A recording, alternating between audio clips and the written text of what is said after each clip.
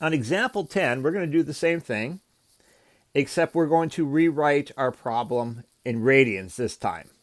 So I want to represent all angles with negative pi over 4 as your terminal side. So that'll be negative pi over 4 plus 2 pi n.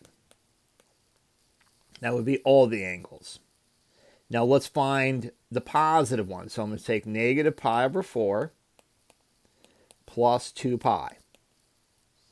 As a reminder, that'll be negative pi plus 8 pi all over 4, which would actually be 7 pi over 4.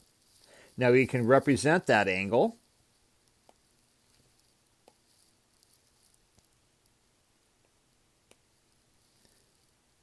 Now negative pi over 4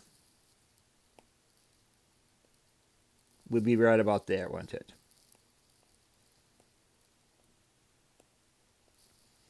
If I want to represent 7 pi over 4,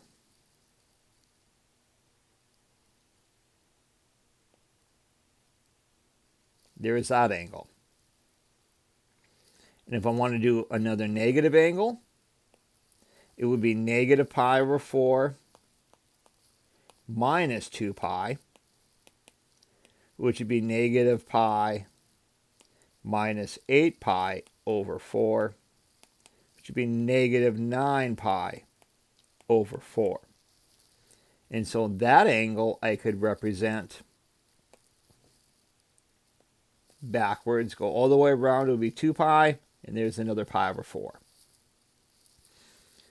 Arc length.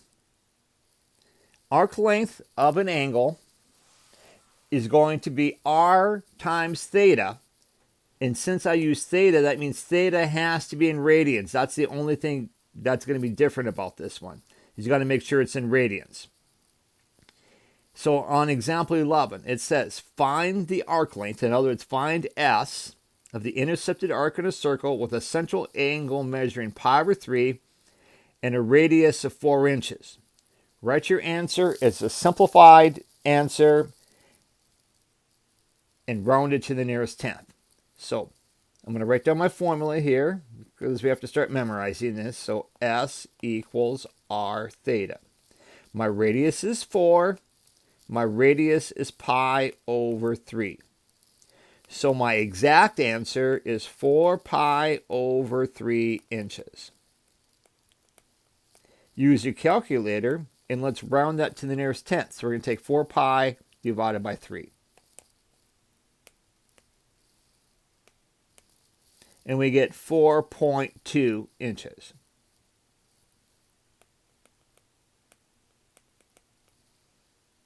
And that's what you have to do in that question.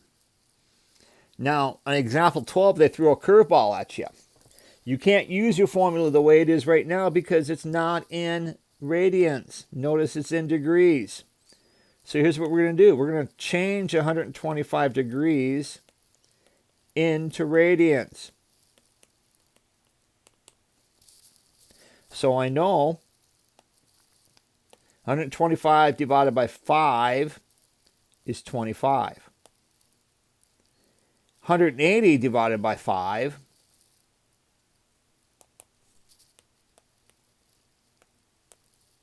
is 36. I should have known that from before.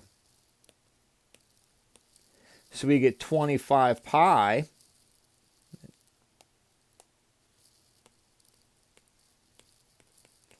over 36. That's your angle in radians. Now we can use the fact that we know S equals R theta. So we get R, which is 7, times 25 pi over 36. Well, 7 times 25, that's 175 pi over 36.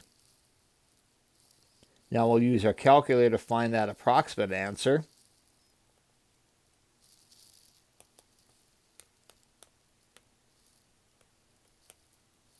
and you get about 15.3. In this case, it would be centimeters.